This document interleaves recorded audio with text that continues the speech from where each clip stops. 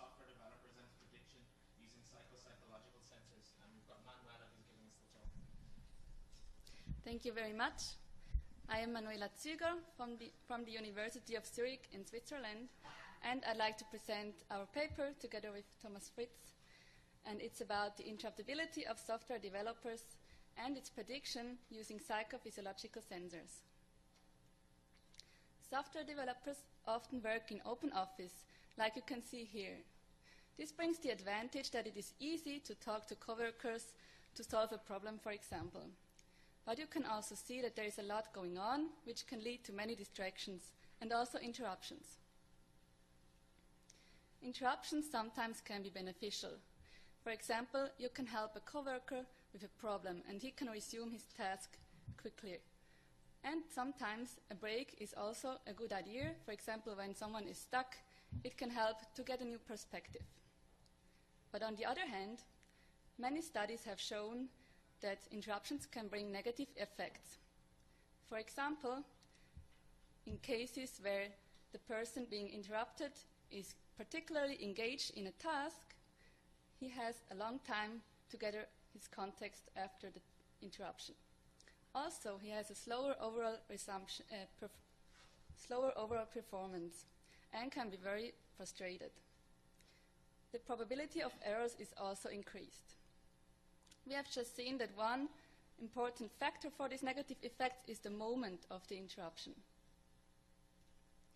So, our long-term goal is to avoid those costly interruptions at inopportune moments. We could imagine, for example, a traffic light system which indicates the best moment of an interruption, or a computer which automatically tunes out notifications and distractions while someone is very busy and engaged. But in order to do this, it is necessary that we know when is a good time for an interruption or when is a bad time.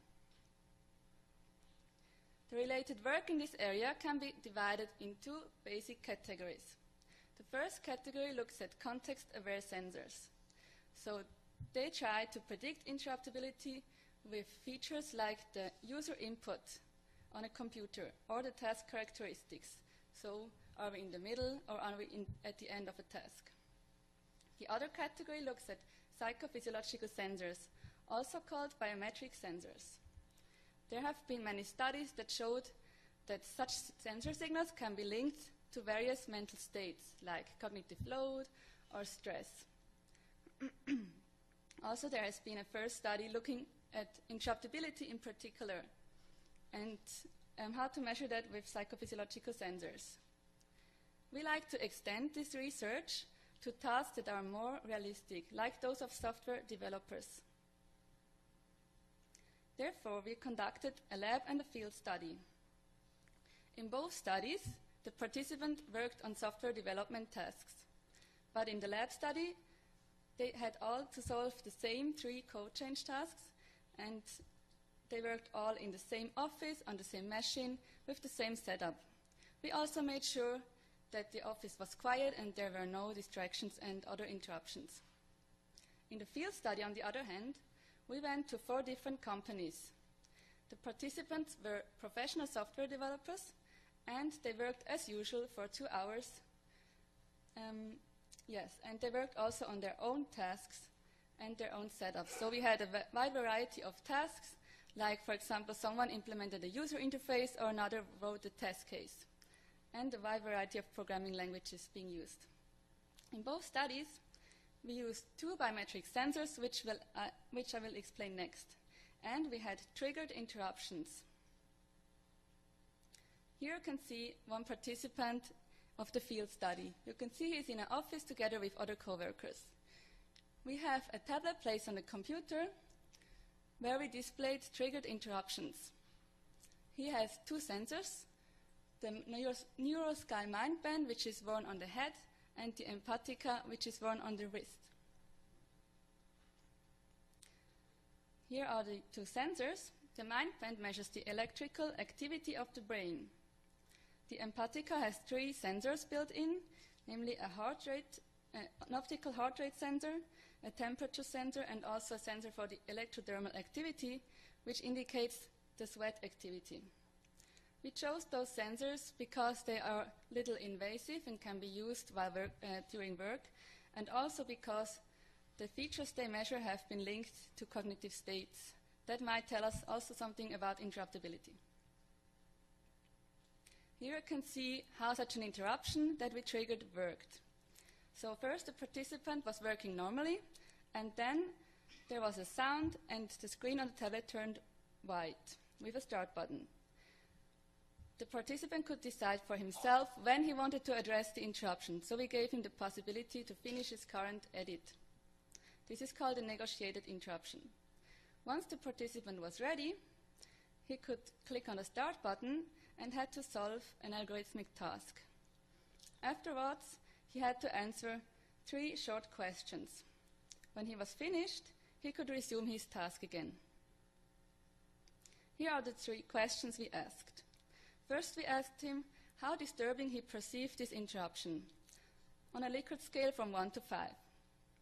We also asked him to rate his interruptibility at the time of the notification and his mental workload at the time of the notification. For our interruptibility classifier, we used the second question. So in the end, we collected totally 28 hours of biometric data in both studies. We had 72 interruption samples in the lab and 139 in the field. As outcome measures, we had those 3 ratings I just displayed and also 3 time lags. The 3 time lags are the interruption lag, resumption lag, and edit lag. The interruption lag is the time between the notification and the start of the interruption. After the interruption, we measured how long it took until the participant made a first interaction on the computer again, called the resumption lag. We also had a specialized measure of that, the edit lag, which measures the time until the first edit on the code. So now we come to the analysis and our prediction. Here's our basic machine learning process. First, we extracted data, a time window of data ending with the notification. Then we cleaned those data. For example, we had to filter out some noise. Afterwards, from the biometric data, we calculated features. Here you can see just a choice. We had a total of 63 features. So, for example, from the mind band, which measures the electrical activity of the brain, we computed frequency bands like alpha and beta, which have already been linked to states like thinking or higher mental activity. So we chose a lot of features based on psychology literature. Once we had those features, we added the interruptibility ratings we got from the 3 questions and to get our final data set. We also did a nested feature selection to reduce our big feature set to the most successful ones.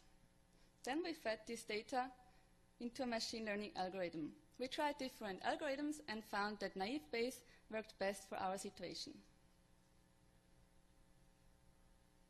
So we come to the results. Here are some general results. We measured that developers were interruptible in 75% of the cases. We also saw that interruptibility, mental load, and disturbance are highly correlated. This means that when you interrupt someone, when his mental load is lower, then this interruption is perceived less disturbing, and it's a more suitable moment for an interruption. This confirms prior work. Also, we found that interruptions during unsuitable moments cause longer interruption lags. So if someone was really busy, he took more time until he addressed the interruption. We then tried to classify the interruptibility states based off the biometric data. Therefore, we reduced our 5 states of interruptibility to 2 states by dividing it. So 1 to 3 was counted as interruptible, 4 and 5 not interruptible. Here you can see the accuracy we reached with our naive Bayes classifier, so how many of the data cases were predicted correctly. We compared this to a majority classifier that would always predict the more common category. So we saw that interruptible is more common, so this classifier would always predict the person is interruptible. So we see our results are very promising, and we can classify interruptibility in 2 states very accurately and significantly better than the majority classifier, as well as in the lab study and also in the field. We tried the same thing for 5 states to achieve a higher finer-grained level of interruptibility. Here, we only achieved a significant improvement over the majority classifier in the lab study. We assume that in the field study, it's more difficult to achieve this finer grain of interruptibility because of more noise. So here I'd like to show you the best performing features. From the mind band, the frequency bands beta and gamma worked very well. From the empatica, the mean of the temperature was the best feature. Additionally, in the lab study, there were some good features based from the blood volume pulse, which is from the optical heart rate sensor, and the electrodermal activity sensor. We assume that those sensors are more susceptible to noise and therefore only successful in the lab study. So we come to the discussion. We also found that sensor data is highly individual. We applied a classifier trained on some participants to a completely new participant and found that this had a very high variety. So sometimes it worked very well, but for other participants, the results were very poor. This means that the sensor data is very sensitive to individuals. But on the other hand, we found that if we train a classifier on a team of software developers and use that classifier on the same team later, the results are very good and we can predict the interruptibility accurately. We also found that even short time windows of only 10 seconds of biometric data could achieve a high accuracy. So the results I presented were computed with a time window of 10 seconds. This indicates that we can use such a classifier in real time. So to summarize, interruptions can cause high costs at inopportune moments. That's what we know from prior work.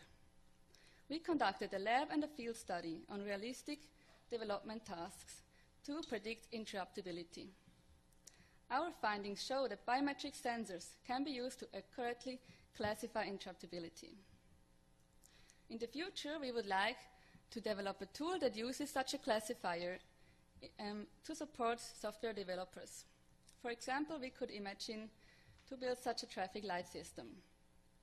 But we're also interested in finding out what kind of interruptions are actually the worst ones and what kind of support software developers want to have most. Thank you very much for your attention.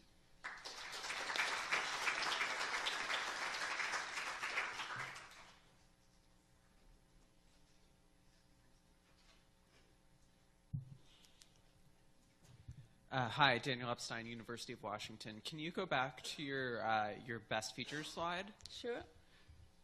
So do you have any insight into why these features were particularly effective at predicting interruptibility? I think software development is an activity which is very connected to mental load, and also prior studies showed that EEG can be used very well for that. For example, those frequency bands. So actually here we can compare prior work. And the temperature is actually new to me. We read that temperature can be used, for example, to classify emotions like anger or fear. But actually I was a bit surprised about this feature. And the heart-related features have also been linked already to stress, which could also, or cognitive load, which is not so surprising. And the EDA feature has been linked to features to states like arousal, which is maybe also if someone is more engaged. Thanks. Jelmer Barst, University of Groningen. Thanks for your talk, it was fascinating. Do you have an idea of what the contribution is of the EEG compared to the other sensors? So could you also do this just with EEG, or do you need the other sensors as well? We only had the mixed sensor. We didn't try to find out to test only one sensor, but I think this would be really interesting. In particular, if you also take into account the invasiveness of sensors. So our goal would be to use a sensor which is very little invasive. So I think the EEG is probably a bit more invasive than the wristband.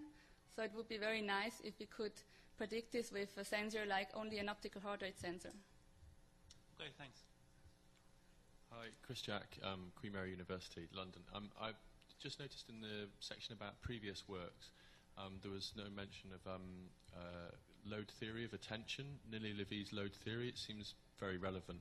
Her and also her work with Sophie Forster, talks a lot about distractibility rather than interruptibility, and they use a number of experimental measures for looking at effects of cognitive load and perceptual load on distractibility. So I think that maybe, unless that's something you've already seen, I think that's something that would add perhaps some understanding to what you're doing.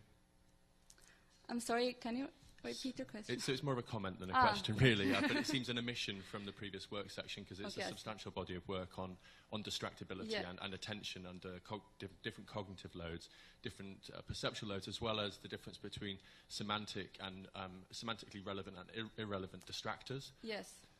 So it just seemed to me an omission. So I think, yes, there are also a lot of other factors that are important. We just looked at the timing for this part, but of course, like what the topic is about what the interruption topic is about, whether it's relevant or not, is also very important. Okay, sure. Thank you. Han Chuan, University of Washington. Can you go back to the slides of the classification result for naive Bayes? Sure.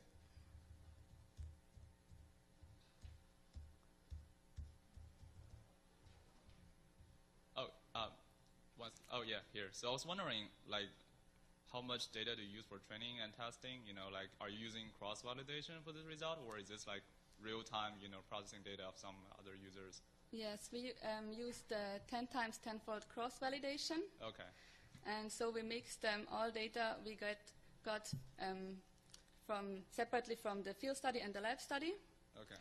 So we had 72 samples in the lab study and 139 in the field study, and we mixed this across participants. So we had just randomly choose like 9/10 of the part and gotcha. then 1/10. Sure. And like you mentioned that naive Bayes works better compared to other classifiers. I was wondering if you tried other, very popular supervised learning, like logistic regression, SVM kind of stuff. Yeah, we tried SVM and decision trees. Okay, so naive Bayes works the best. Yeah. Okay, cool. Thanks. Hi, Dan Russell from Google again. You had these different signal sources, EEG, EDA, and blood volume, and so on, and yet those work at very different time constants. So EDA signals often delay after the actual event by tens of seconds. That's right. Similarly for blood volume and so on. How did you process your data to line all this stuff up? Or is there magic going on here? I don't understand. Yes, for some features we used this over time. For example, we've measured the number of peaks during a time period, which would, But the reason I'm asking is because an EDA peak could be over the entire window and there's no signal there, right? That's true. It's a very slow signal. That's true. So we had this 10 seconds window, and we used this for all the features. We didn't, in particularly, chose other time windows with respect to the sensor. But I think this would be a nice add-on to have there a more accurate prediction. All right, thanks. My question was about the time constant as well. That's it. That's okay. Thank you. Okay, thank you. Everybody save our questions for the last speaker.